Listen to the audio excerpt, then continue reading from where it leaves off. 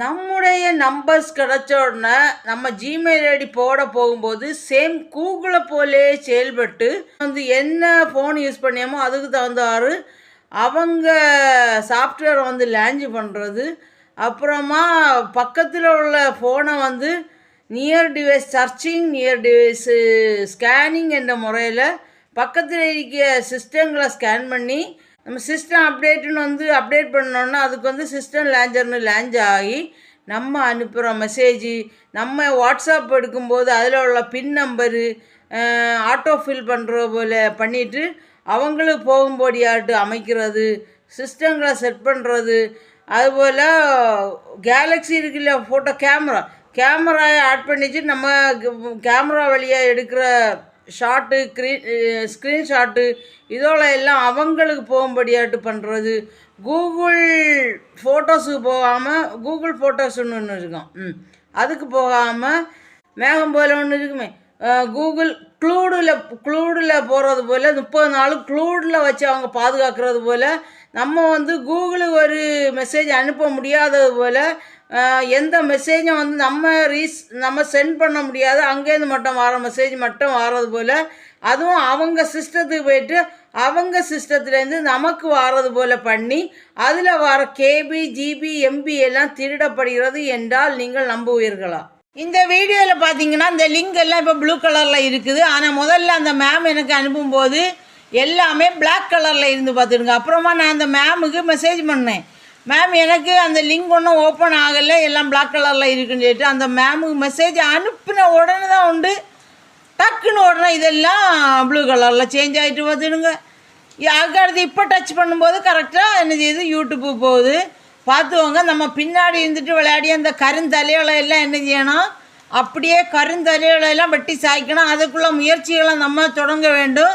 இல்லைன்னு சொன்னால் நம்மளுடைய ஊடகங்களும் இப்படிப்பட்ட வாட்ஸ்அப்பில் கூட இந்த கருந்தலைகள் விளையாட தொடங்கிட்டு மாற்று வழிகளை நம்ம கண்டுபிடிக்கணும். இப்படி விளையாடியவங்கள உடனே நம்ம செல்லில் யார் விளையாடியான்னு உடனே நம்ம சொல்லுவோம், இல்லை முடியாது, கண்டுபிடிக்க முடியாதுன்னு ஒன்றும் கிடையாதுங்க இங்கே அப்படின்னு சொன்னால் எதுக்குங்க இப்படிப்பட்ட ஊடகங்கள் நமக்கு இப்படி தேவையா?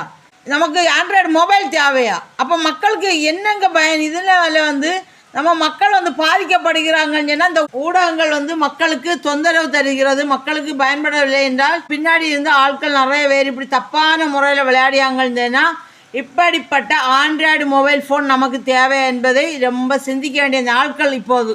ஏன்னா வாட்ஸ்அப்பில் லிங்க் அனுப்பியானோ நம்ம என்ன செய்கிறோன்னு தெரியுது, எல்லாமே நம்மளுடைய நம்பர் கிடச்சோன்னா எல்லா டீட்டெயில்ஸும் அவனோட தெரியுது. அதுக்கப்புறம் நம்ம நம்பரை வச்சு ஒரு ஜிமெயில் ஐடி போட்டோம்னா அந்த ஜிமெயில் ஐடிக்கு என்ன செய்கிறாங்க, போக்கோ லான்ச்சர், சிஸ்டம் லான்ச்சர் அப்படின்னு லான்ச் ஆகி நம்ம ஜிமெயில் ஐடியை லாக் பண்ணி நம்ம என்ன மெசேஜ் அனுப்பியோமோ அவனோளுக்கு போகும்படியாக செய்கிறாங்க. அங்கே இருந்தால் நம்ம அடுத்து இறக்குறது போல இருக்குது. இந்த லிங்கு கூட மேம் அனுப்பினது அங்கே தான் போயிருக்கோம். இவங்கள்ட்டேருந்து நான் இப்போ மெசேஜ் அனுப்பினோன்னா அந்த ஆளுக்கு தான் போயிருக்கு. அந்த ஆள் என்ன செய்யுது, உடனே ஆக்டிவேட் பண்ணி விட்டுருக்கு. அதை இப்படி தான் நடந்துகிட்டே இருக்குது. அதனால இதுக்கு நம்ம மாற்று வழிகளை கண்டுபிடிக்கணும் மக்களே. இல்லைன்னு சொன்னால் நம்ம சமுதாயமும் உலக நாடுகளும் சீர்கட்டு விடும், மிகுந்த பாதிப்புக்குள்ளாகும். அப்படின்னா எல்லாமே ஆன்லைனில் டெஸ்ட்டு நடக்கும்போது நம்ம ஒரு இதை டிக் அடிப்போம், அதுவாக வேறு ஏதாவது டிக் அடித்து இந்த தப்பான ஆன்சரோட காட்டி கடைசியில் என்ன செய்யும், நம்ம வருங்கால சந்ததிகள் பாதிக்கப்படும். இதனால் ஆன்லைனில் டெஸ்ட் எழுதும்போது நல்லா படிக்கிற பிள்ளைங்க 0 ரேஞ்சுக்கும், படிக்காத பிள்ளைங்களை என்ன செய்யும், மேலே போயிட்டே இருக்க மார்க்கு. அதனால் அதுபோல் தான் இந்த எலெக்ஷன் டைமில் மின்னணு வாக்குப்பதிவு எல்லாம் மிக மிக மிக தவறான ஒரு விஷயம். இந்த மின்னணு வாக்குப்பதிவில் எந்த பட்டன்ஸை நம்ம அழுத்தினாலும் ஃபஸ்ட்டு உள்ளது ஒரு கட்சி போகும், ரெண்டாவது உள்ளது ஒரு கட்சி போகும், அப்படியே எல்லாமே செட்டிங்ஸ் தான். இதை நம்ம செட்டிங்ஸ் பண்ணியே இல்லை. நம்மளுடைய நம்பர் இப்போ தவறான, நான் இப்போ நம்ம போகும்போது நம்மளுடைய ஐடி நம்முடைய நம்பர் ஹேக் ஆச்சு, இந்த தவறாட்டு நம்ம ஃபோனு வேலை செய்துச்சுன்னா இதே போல் நம்ம நம்பர் அங்கே என்ட்ரு ஆகணுன்னே அதை என்ன செய்யும், அதில் என்ன டீட்டெயில்ஸ் அங்கே இருக்குதோ அதெல்லாம் இவனுக்கும் போகும்போது என்ன செய்யும், அப்புறமா நம்ம இந்த சிஸ்டத்தை ஓப்பன் பண்ணும்போது சிஸ்டத்துலேயே அவனோட செயல்முறைகள் நிறைய இருக்கும். அதனால தான் இந்த மின்னணு வாக்குப்பதிவுகள் கூட என்ன செய்யுது, தவறாக வேலை செய்ய தொடங்கிட்டு இப்போது கை போட்டு நம்ம முந்தைய காலத்தில் போல் நம்ம என்ன செய்யணும், வாக்குமூலங்களை சேகரிக்கணும். அப்புறமா தான் ஒரு நல்ல ஒரு விடியல் கிடைக்கும். நம்ம இந்தியாவும் வளம்பெறும், உலக நாடுகளும் வளம்பெறும். இந்த ஆண்ட்ராய்டு மொபைலு, லேப்டாப்பு, கம்ப்யூட்டரில் நம்பி எல்லாம் நம்ம ஏமாந்துட்டே இருக்கோமே தவிர நம்ம வாழ்க்கையும் வீணடிக்கிறோம், நேரத்தையும் வீணடிக்கிறோம், எல்லாமே இந்த நம்ம மூளையும் மழுங்கடிக்கிறோம். அதாங்க உண்மை. என்னுடைய ஹஸ்பண்டுக்கு மெசேஜ் நான் சென்ட் பண்ணும்போது அங்கே டக்குன்னு சொல்லி அவங்க பார்த்தோன்னே இதில் வந்து ப்ளூ டிக்கு வரும் பார்த்துடுங்க. இந்த ப்ளூ டிக்காட்டி இது மாறும். அவங்க நம்ம சென்ட் பண்ணிய மெசேஜ் அவங்க பார்த்தோன்னா ப்ளூ டிக்காக மாறணும். ஆனால் என்ன செய்யாது, அது ப்ளூ டிக்காக மாறாது பார்த்துடுங்க. இந்த பின்னாடி இருந்து விளையாடிய நாதாரிகளை எல்லாம் அப்படியே தூக்கணும். அப்படியே ஏன்னா அவ்வளோ கோவம் வரும் பார்த்துங்க சில நேரம் எல்லாம். இந்த லிங்கை வந்து நம்ம ஒர்க் பண்ணாமல் அப்படி வச்சுட்டு அதுக்கு அடுத்து நான் அந்த மேமுக்கு மெசேஜ் அனுப்பினோன்னா டக்குன்னு ஒர்க் ஆகிட்டு, அப்போ அந்த இங்கேருந்து நான் மெசேஜ் அனுப்பினோன்னா அந்த கான்டாக்ட் வந்து என்ன செய்யும், இவனோட லிங்க் ஆகும்னு தோணுது.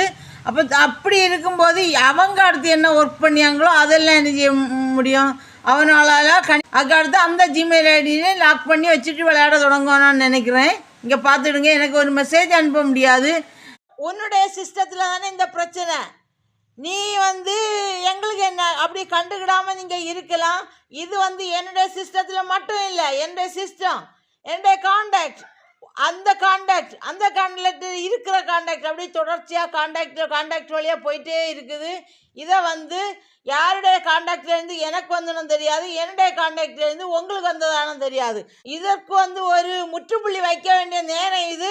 அப்படியே வீடியோ ஷேர் பண்ணி எல்லாரும் தெரியட்டும். தெரியும் போது தான் என்ன செய்ய முடியும், பல உயர் அதிகாரிகள் மாற்று வழிகளை கண்டுபிடிக்க முடியும். இப்போ நீங்கள் சொல்லுவீங்க, இந்த சிஸ்டத்தில் தானே உனக்கு இந்த பிரச்சனை, சரி இந்த சிஸ்டத்தை தூர எறிஞ்சிட்டு அடுத்த சிஸ்டத்தில் போய் புதுசாக ஒன்று வாங்கி புதுசாக ஜிமெயில் ஐடி மாட்டுன்னு சொல்லுவீங்க. நான் புதுசாக வந்து ஜிமெயில் ஐடி மாட்டிட்டு வீட்டில் வந்தாலும் ஒரு 3 நாள் கழியும் போது என்ன செஞ்சேன்னா திருப்பியும் வந்து இவனோட வேலையை தொடங்கியானுவோம். இப்போ ஆண்ட்ராய்டு மொபைல் இல்லாமல் நம்ம என்ன செய்ய முடியலை, வேறு விஷயங்கள் பயன்படுத்த முடியலை. அதுக்குள்ள பாதுகாப்புகள் நமக்கு கிடைக்குதான்னு சொன்னால் அந்த பாதுகாப்புகள் இல்லாத போது, அப்படி என்றால் நம்முடைய தொழில்நுட்பங்கள் வளர்ச்சி பெற்றிருக்கா இல்லை வந்து மழுங்கி போகுதா, இல்லை சிந்திப்போம், செயல்படுவோம். நன்றி. வாழ்க வளமுடன், வளர்க தமிழ், வாழ்க தமிழ், ஓங்கட்டும் நம்முடைய குரல், ஒலிக்கட்டும் 8 திசையிலும்.